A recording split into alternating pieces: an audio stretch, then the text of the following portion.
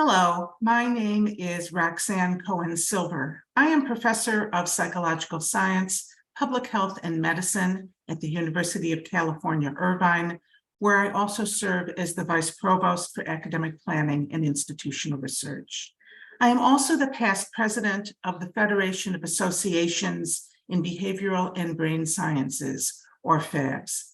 For those of you who are unfamiliar with FABS, we are a coalition of 29 scientific societies with a shared goal to advance our sciences and provide a unified voice for our disciplines in Washington, D.C. I am delighted to welcome you to today's Essential Science Conversation, ARPA and You, Research Process and Funding Opportunities. This is the third in a series and will focus on opportunities at the recently created Advanced Research Projects Agency in Health, or ARPA-H.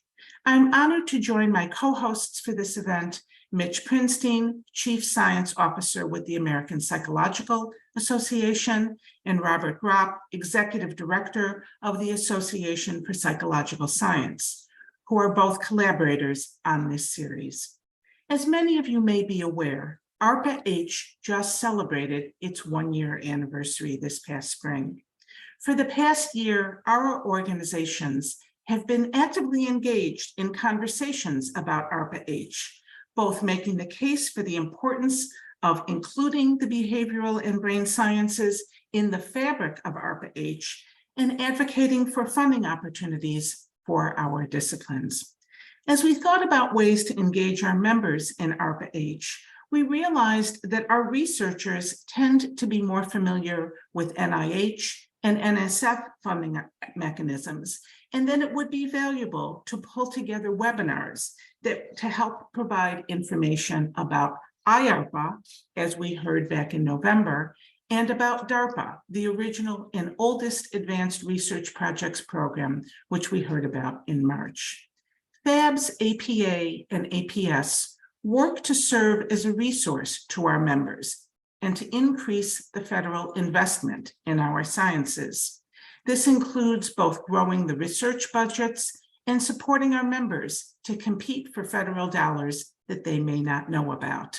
We want you to have the information and tools you need to be successful applicants, to bring your research forward to help these agencies achieve their mission.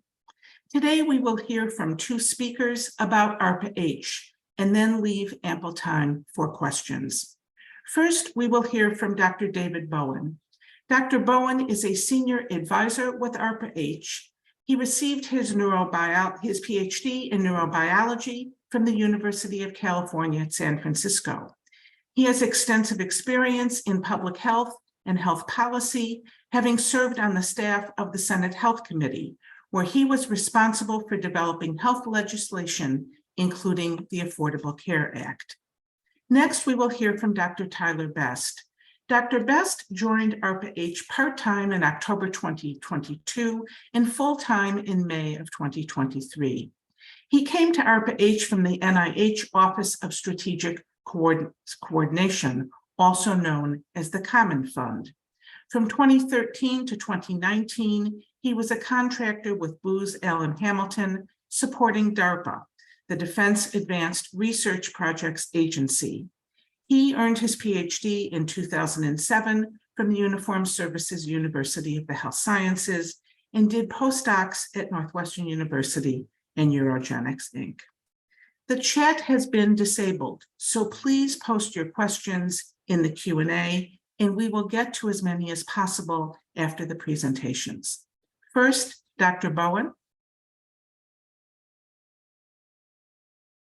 Hi, good afternoon to those of you in the same time zone that we're in, and good morning to many of you throughout the country.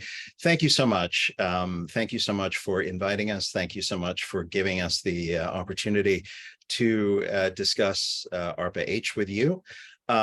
both Tyler and I have our academic training is in neurobiology, and so it's really sort of coming home to be with this audience, and it's particularly enjoyable to speak to this group.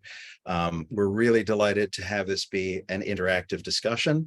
And what we'd like to do to set that up is initially Tyler is going to go through a relatively small, but I think good narrative set of slides to give you an overview of what ARPA-H is, what it looks like, how it's structured.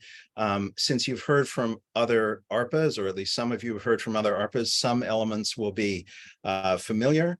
And other elements will be somewhat different. As someone asked me in a previous presentation, are you and DARPA twins? And I said, no, but we're sort of cousins. So I think you'll see that probably pull through in the slide. So with that, let me turn it over to Tyler. And I will rejoin you as questions come up at the end of the presentation. Tyler. Thank you so much, David. And also thank you, APA and the rest of the organizations, for inviting us again here. As David mentioned, we really appreciate this opportunity to meet with you all and share some background on what ARPA-H is and some of the things that we are looking for from the community and how to move forward there. Hopefully this slide deck will be informative and useful for you all in understanding better what the agency is and will be doing over the coming years. Our mission, if I can, let's see, there we go. Our mission, or ARPA-H's mission, is to accelerate better outcomes for everyone. And that means everyone, not just those on the coasts or in metropolitan centers with great hospitals, but in rural areas of America and the United States that are underserved or are underprivileged for a number of reasons. And when we say health outcomes, that includes everything in regards to health, from mental health, or as President Biden mentioned, I think it was last week, mental health should not be mental health. It's just health in general. Any type of health is health. And so we want to also include that in our emphasis in our mission objectives. Back in March of last year is when President Biden launched our agency, and he has been fully supportive. Even last week, he tweeted out the announcement of our second program, PSI, Precision Surgical Precision Surgical Instrumentation, with a focus on improving surgical outcomes so that surgeries only can happen once. He really wants us to drive the high-risk, high-reward programs that will solve healthcare problems throughout the country and the world. Our organization is David mentioned, are we sisters to DARPA? I think the same questions are we a sister to the NIH? And that's a little more nuanced. I think the answer there is, again, that we are cousins, maybe first cousins twice removed, or whatever type of familial relationship you want to establish there. In effect, though, our director, Dr. Wegerson, reports directly to the HH Secretary, Secretary Becerra, as does the director of the NIH. We are partners in providing healthcare solutions to the nation, but we do not answer to NIH or any of the institutes or centers there. And we are establishing our separate identity from the NIH there. We have a substantial amount of funding available, and that's we hope and intend that continues over the coming years and grows as we grow ourselves.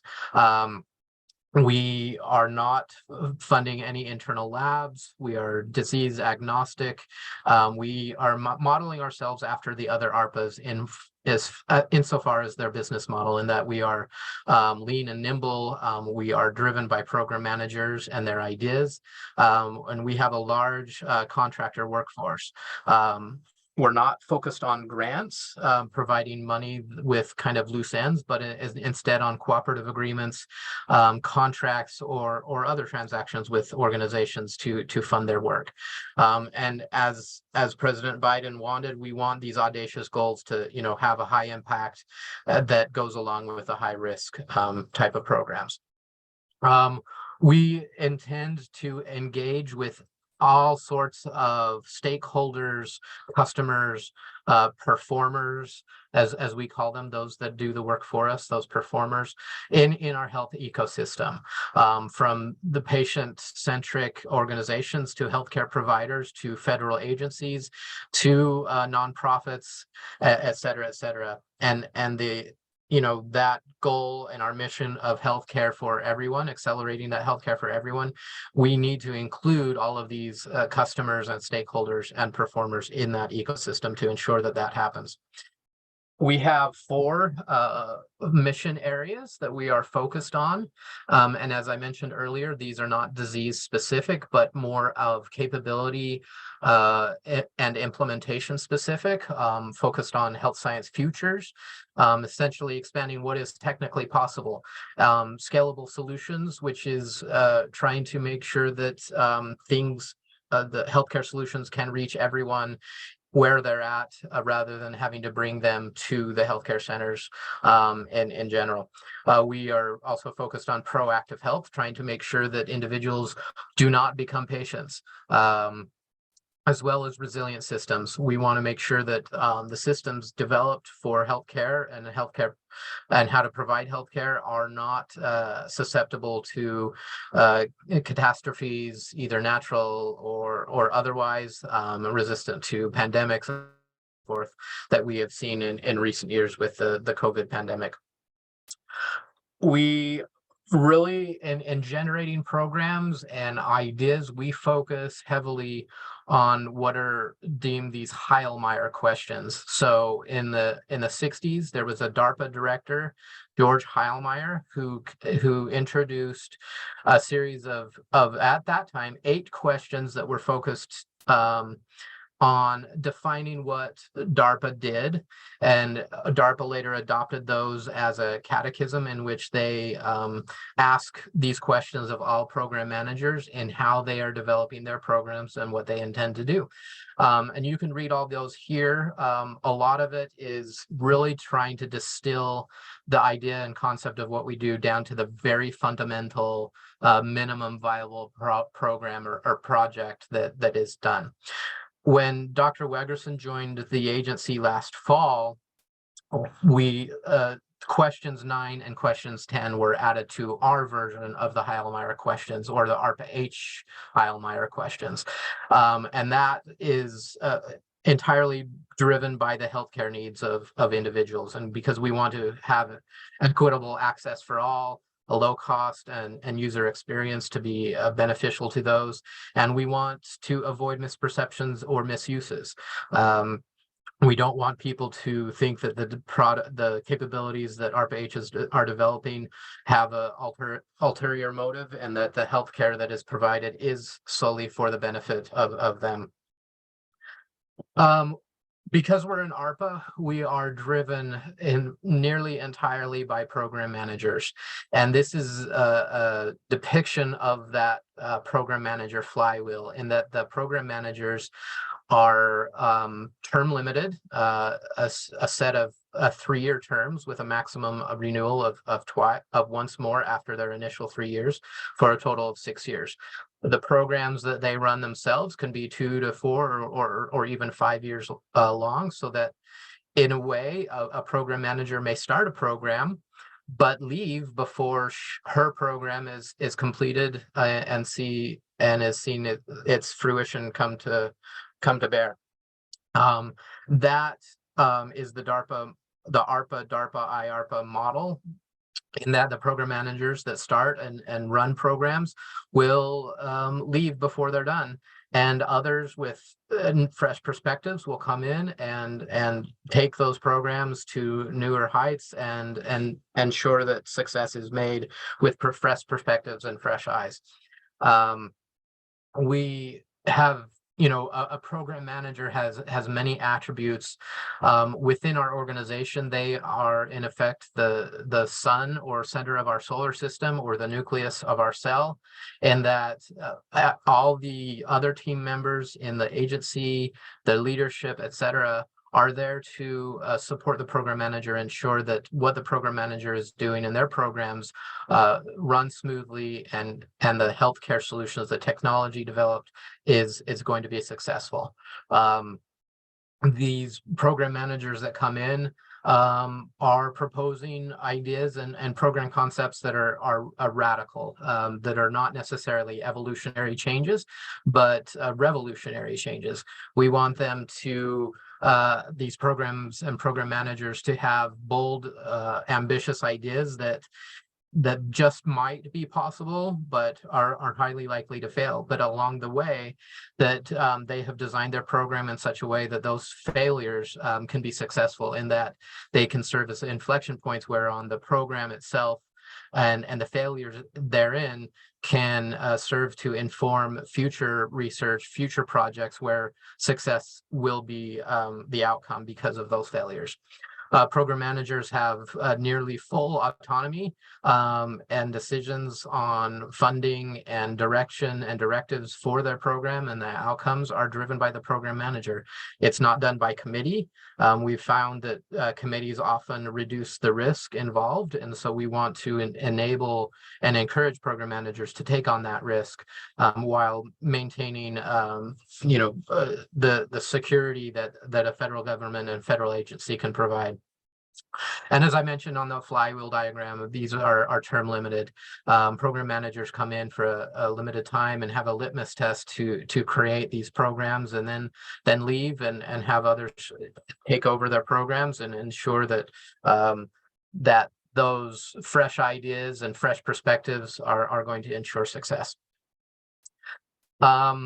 Program managers have many different, as I mentioned, different attributes and phenotypes. We encourage them to think like where they are going to be running their, in effect, small company, and that program is like a small organization in which it's trying to solve a problem and deliver a product or end goal. It's programs at an ARPA, especially ARPA-H, are different than NIH, where they're hypothesis driven. Here, the outcomes are deliverables and objectives and capabilities, not necessarily papers or publications, which is a side benefit, but products or technologies or other capabilities that can be implemented in the real world and survive beyond the lifetime of the program itself. Program managers have these characteristics. They need to be decisive, interdisciplinary. They can't be afraid to fail. They should be experts. We have program managers that come in that are visionaries or dreamers, have big ideas and don't necessarily get bogged down in the weeds.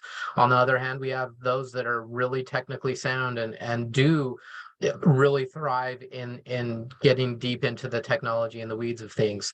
The people that really want to solve problems, that are engineers in a medical health related field, those that are, care about the application, but not the theory of how things are done. Many different approaches and career stages for our program managers.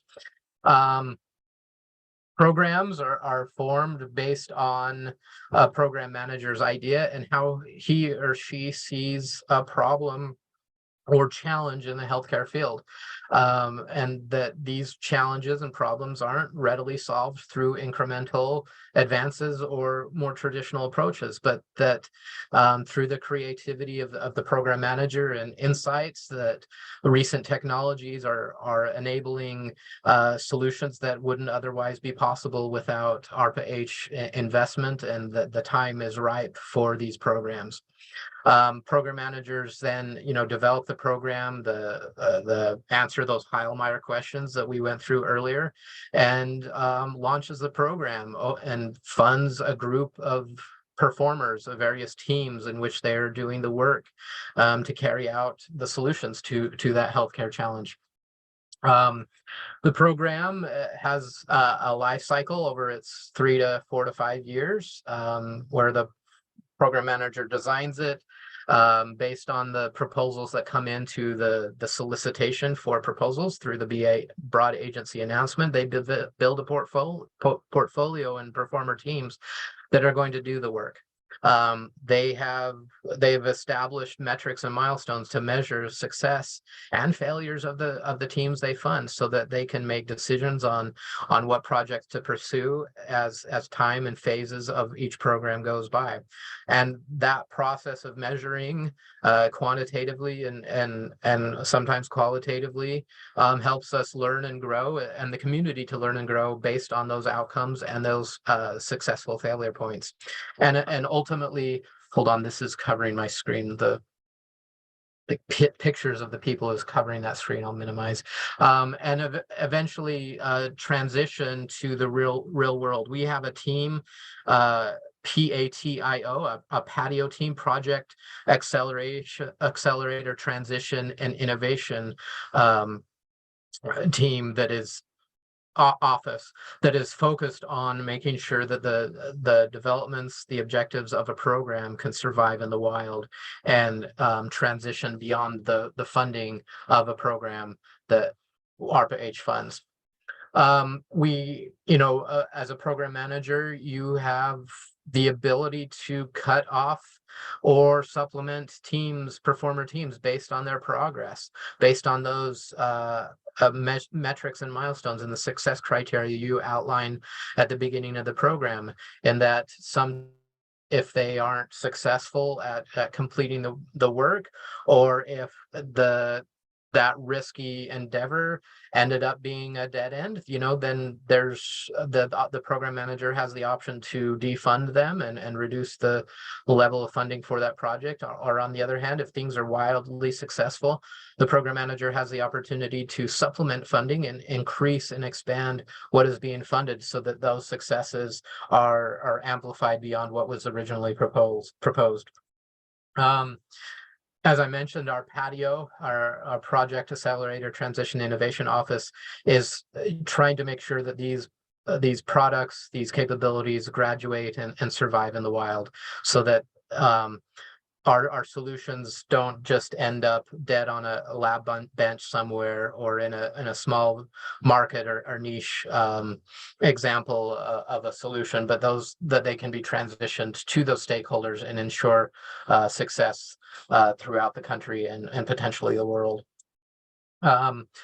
This is an older slide. I will skip over it, but as far as the dash and the site selection goes, but we currently have our BAA, our open BAA available right now. So in that regard, you can submit an abstract and whether or not it's deemed of interest and has the scientific and technical merit meeting the requirements in the BAA, a full proposal from various teams may be requested.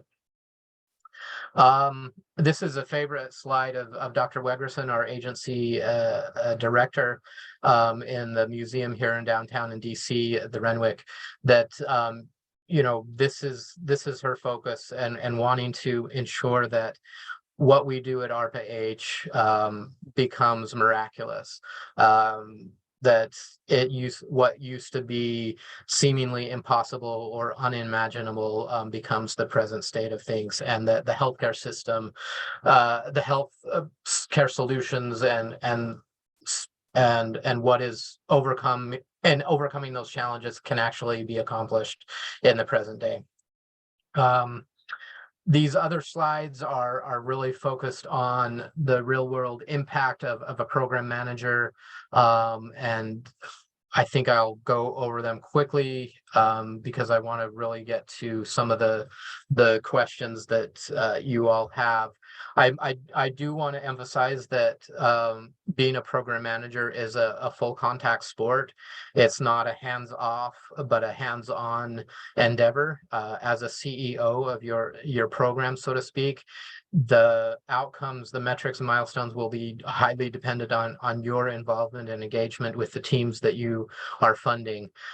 You won't be doing the work in their labs, but engaging with them on a regular basis, engaging with the stakeholders, engaging with patient advocacy groups will be very important. And this image here of Adam Russell was our first acting deputy director. He was a rugby player back in the day before he became a program manager at DARPA and our acting director. And with that, we want to make sure that we take advantage of this moment in time.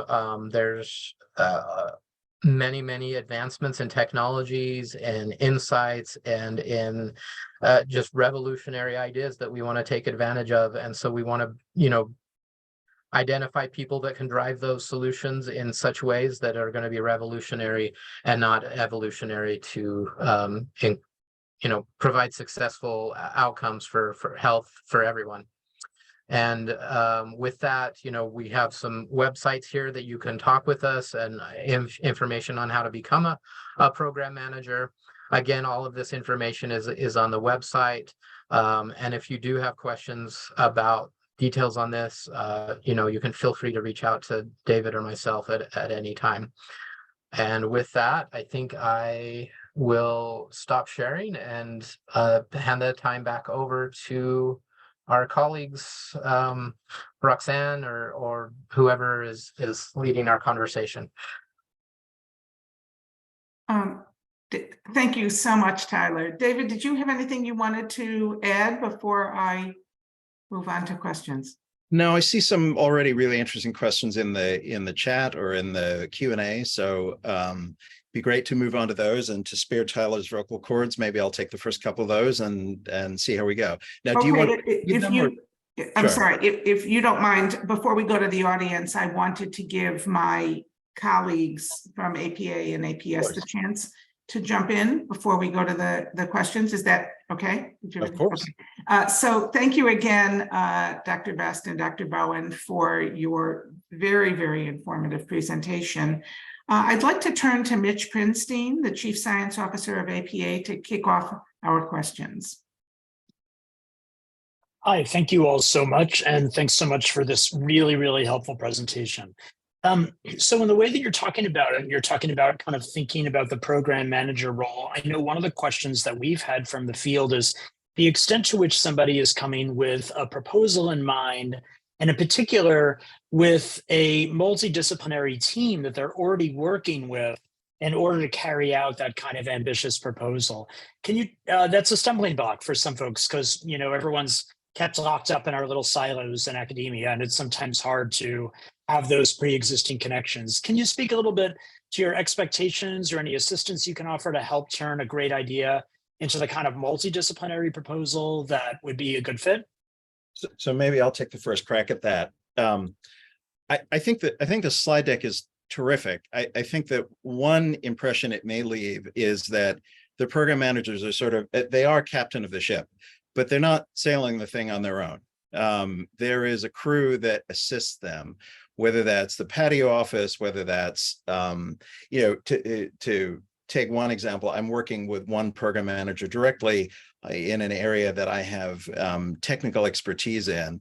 And there's a small group of us that are working at various levels. Some of us have worked at a senior level in this area before. Some of them are more junior, to provide that program manager with the team that he needs to get a good idea fully fleshed out and able to be launched as a program.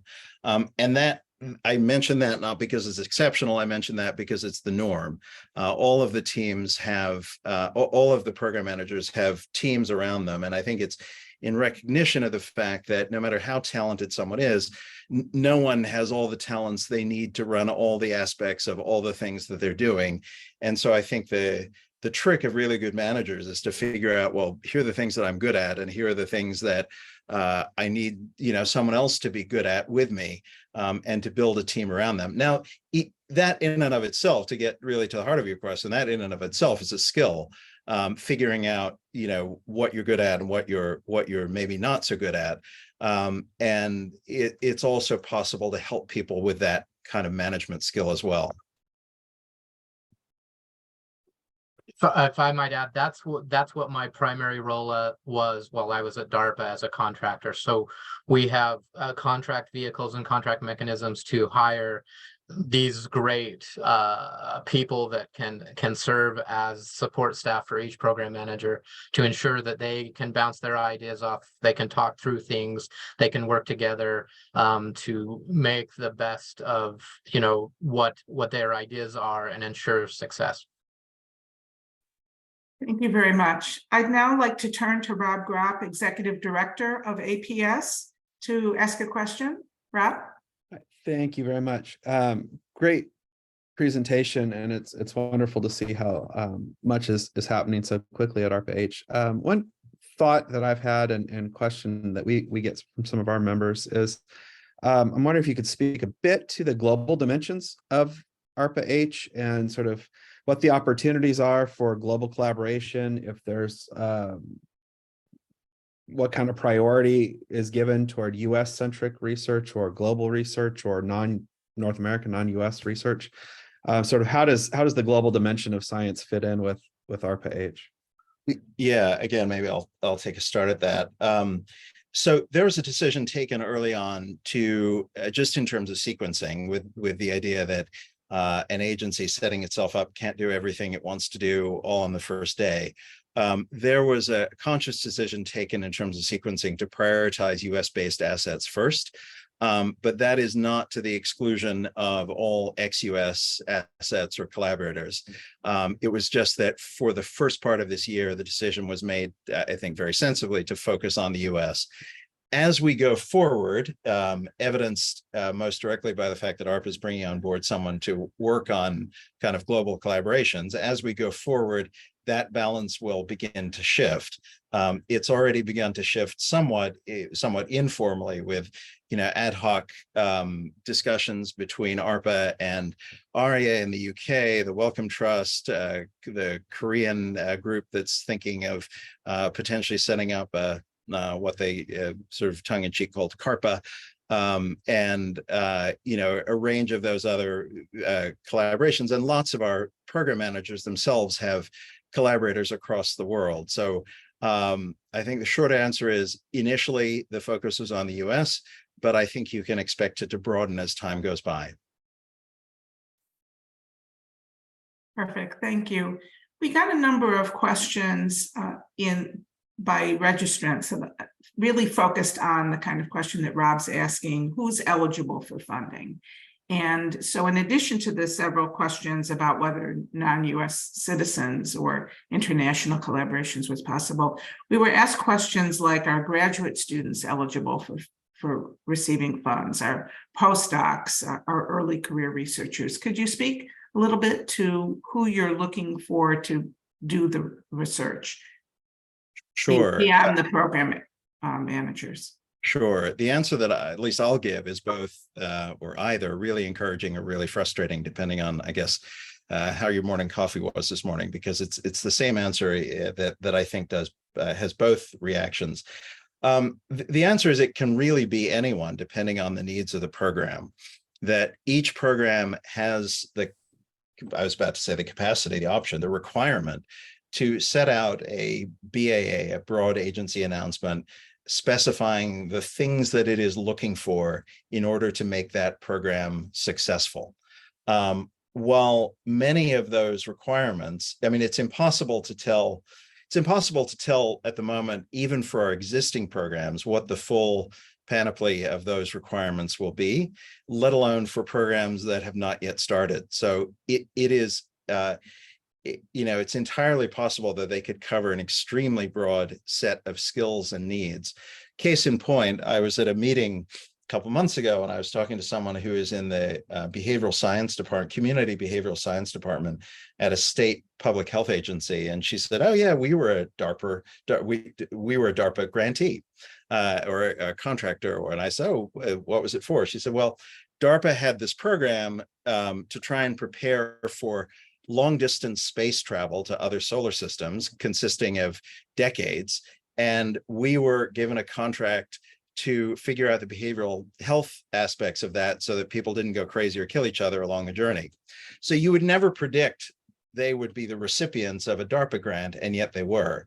I would say that many of the, and I should correct myself to say contract rather than grant. I would predict that many of the contracts will go to established labs, established companies, but I don't think you can rule out anyone being potentially eligible as additional programs come on stream. And maybe a different interpretation of that question is, are we going to be establishing education grant type of grants or awards? And the answer is to be determined. We don't have a mechanism similar to the K-99 R21. DARPA, the Defense Advanced Research Project Agency, had young faculty awards, which were research projects developed by young faculty. I think it was at the time, it was when I was there, was newly appointed faculty that had been there with less than 5 or 8 years or something like that. That's something that happened at DARPA. We haven't started anything like that at ARPA-H, but it's not outside of the realm of possibility. For graduate students, for postdocs, that may be something that comes down in the future, but right now we don't have anything specifically tailored just for them. As David said, it's really driven by the program manager and the outcomes and the capabilities that they want to establish. Thank you so much. So let me just take one more question about the eligibility, and then I'm going to turn it back to Mitch and to ask another question. But are these funds available? And I guess it would be for the actual contractors for both for-profit and nonprofit institutions alike? Rob, David, you mentioned a little bit about companies, so is that the case? Yes, yes. So for some requirements of program BAAs, it may be that a medical device company is the most suitable, what's called performer in ARPA speak, the person who actually does the doing. It may be that it's an academic lab. In the case of the DARPA rocket ship example, it was a public health department. So it could be anything, but it certainly does not rule out either academic institutions or private companies. Thank you so much. Mitch, would you like to ask another question? And then maybe we'll turn it back to Rob, and then we'll look at some of the questions that are coming in right now. Sure. Yeah, actually, one of the questions in the chat is talking about some of the prior commitment that your office has made to Joint Healing themselves. Can you talk a little bit about how that's an illustration of ARPA-H and how that kind of hit the mark as being ambitious and achievable?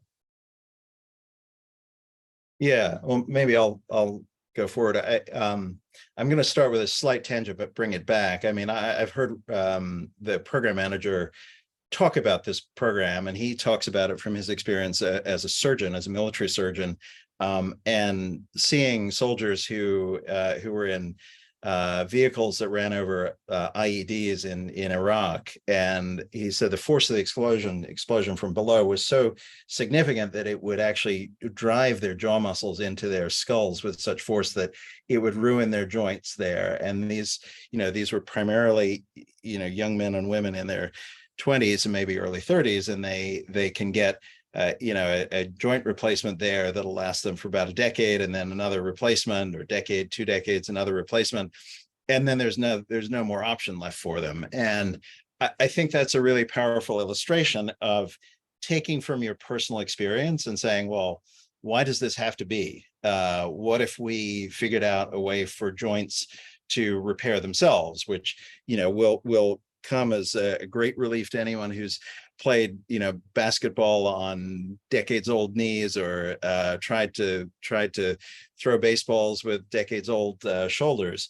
There is I heard one phrase from the DARPA folks that you're allowed to assume one miracle in your program, that you can try and say, okay, well, this is really unlikely, but if we do this, then here are the following things. But you don't get to assume 2. And that's a pretty rough and ready metric for kind of that blend between achievable and audacious, but it's not a bad one. I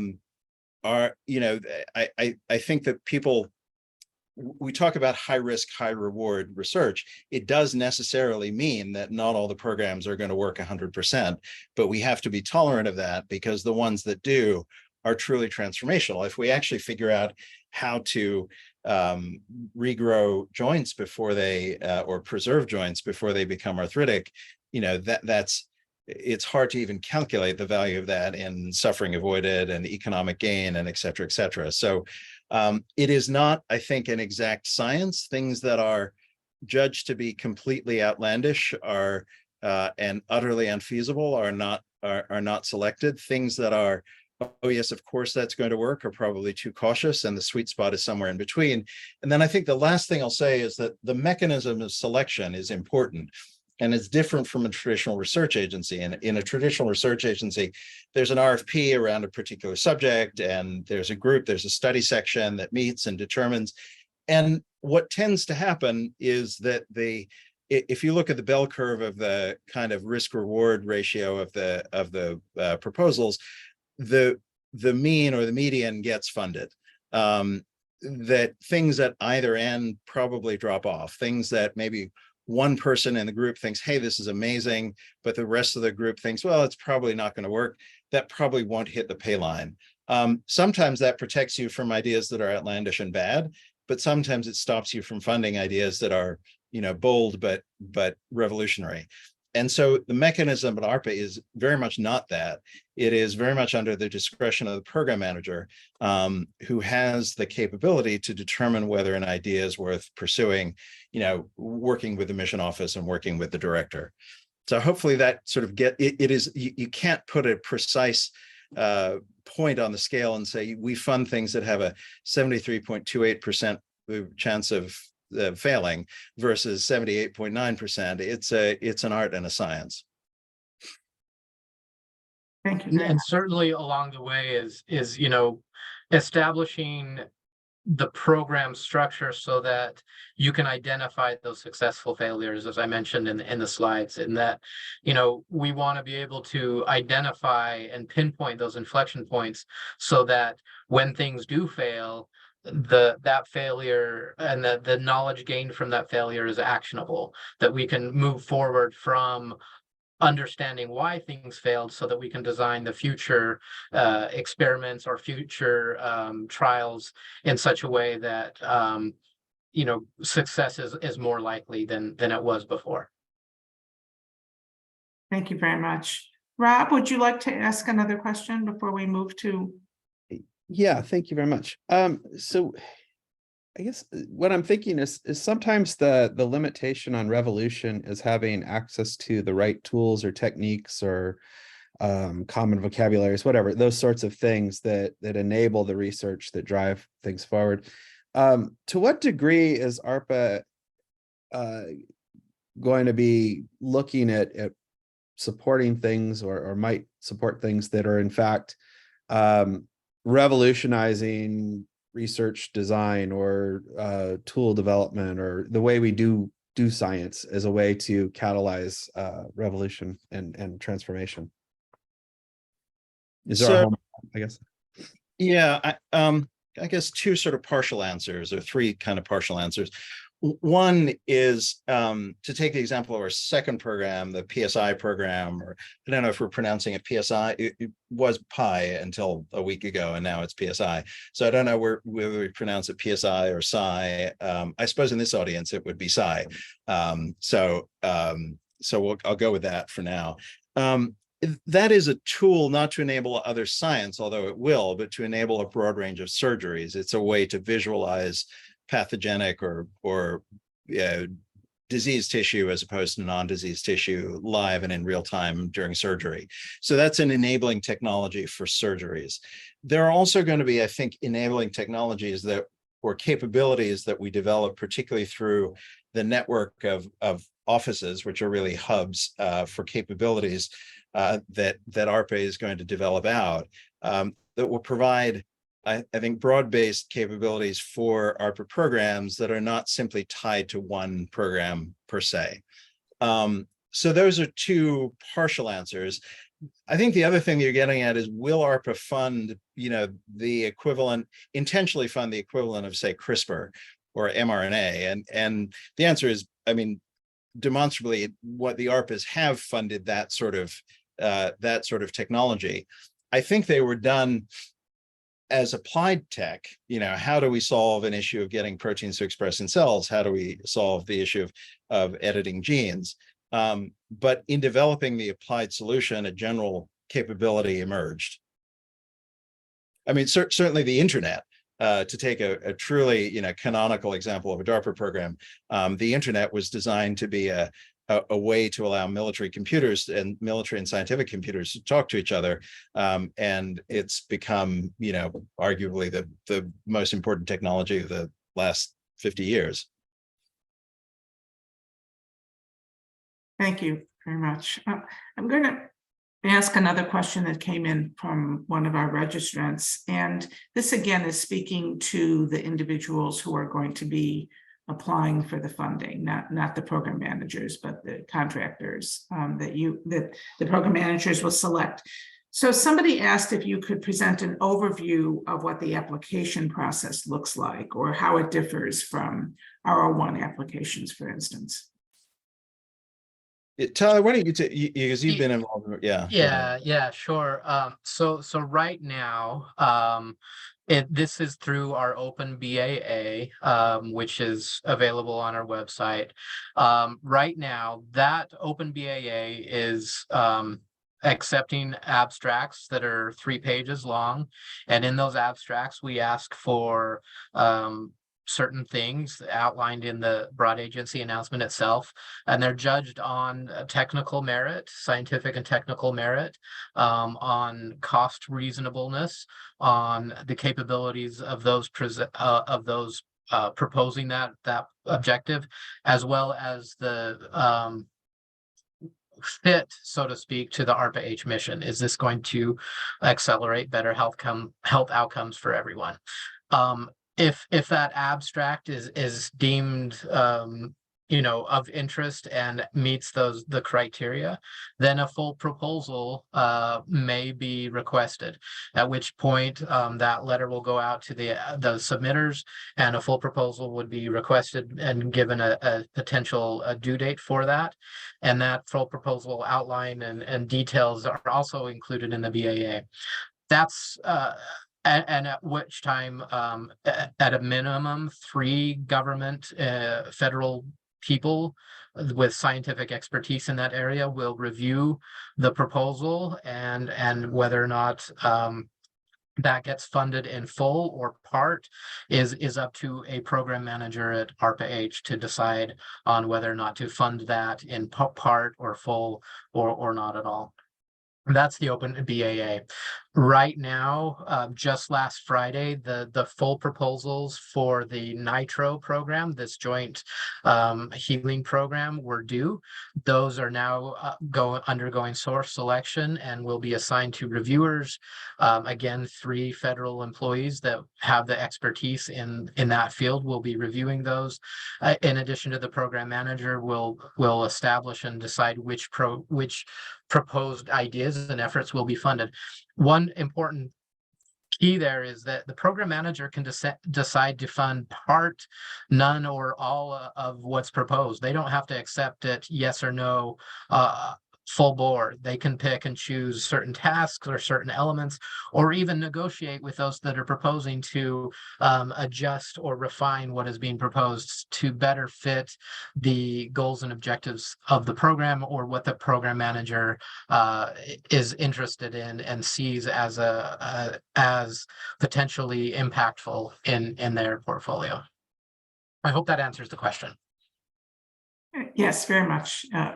It does for me. I wanted to see if Mitch or Rob wanted to ask any other questions, or do we want to maybe take the first question that's in the Q&A? I'll read that. Mitch, unless you want to read it. No, go for it. Thanks. Okay. It is clear how important program managers are in the ARPA ecosystem. Have you noticed any commonalities in experience or outlook that make these people a good fit for their jobs? And then importantly, what do you expect that they would do after they left ARPA? Smart, driven, capable, really committed to succeeding. fair amount of self-belief, that you have to believe in yourself to propose something audacious. I've really been impressed not only by the people that we have currently hired, which I am impressed by, but also by the applicants. So I've seen a number of program manager job talks from others who may be hired, may be being hired. It's an impressive group. It is not, uniform when it comes to other characteristics. There are people at different stages of their careers, but I think that the unifying theme is, I really want to get this done. I really want to throw myself into this for a period of time and try and make some progress. What people do is they go off, some of them go off to senior roles in industry, some of them go off to work at other ARPAs, some of them go off to work in academia. I do think that it's particularly important for ARPA-H to establish a strong post-ARPA career path and show a track record of success for the initial crop of program managers, because people will look at them and say, well, I know, Susan, she applied to be a program manager, got in, and she had this great experience, then went on to become blah-de-blah. And so that we all know that professional networks are enormously helpful and informative in that way. Before long, you will all know someone who at least knows someone who's an ARPA program manager, and you'll all know how that person did. And that will be either a very positive or a not so positive inducer for the next generation to become program managers. So it's always important to have that transition, but I think particularly so with the first group because they're precedent setting. Perfect, thank you. Mitch or Rob, would you like to ask another question?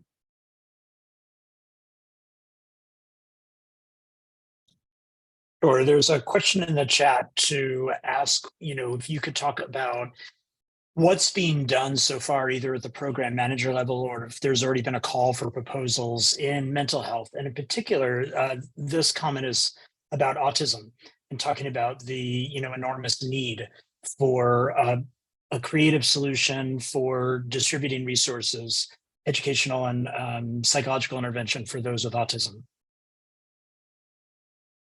To date, we have not seen any, I have not personally seen any ideas or from program managers or through the Open BAA focused on autism spectrum disorders per se.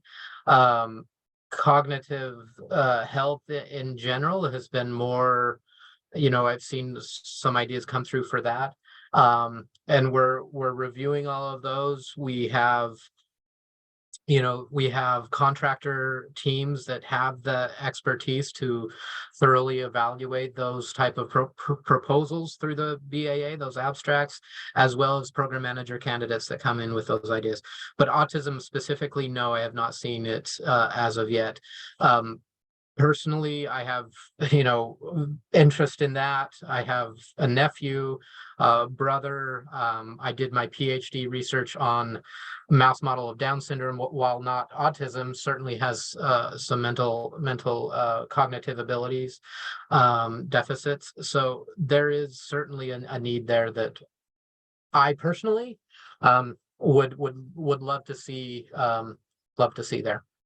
But and let me add a couple of things. One is, there's such a need, as you rightly point out, for solutions around autism for all the spectrum of challenges that face people with autism and families in these circumstances.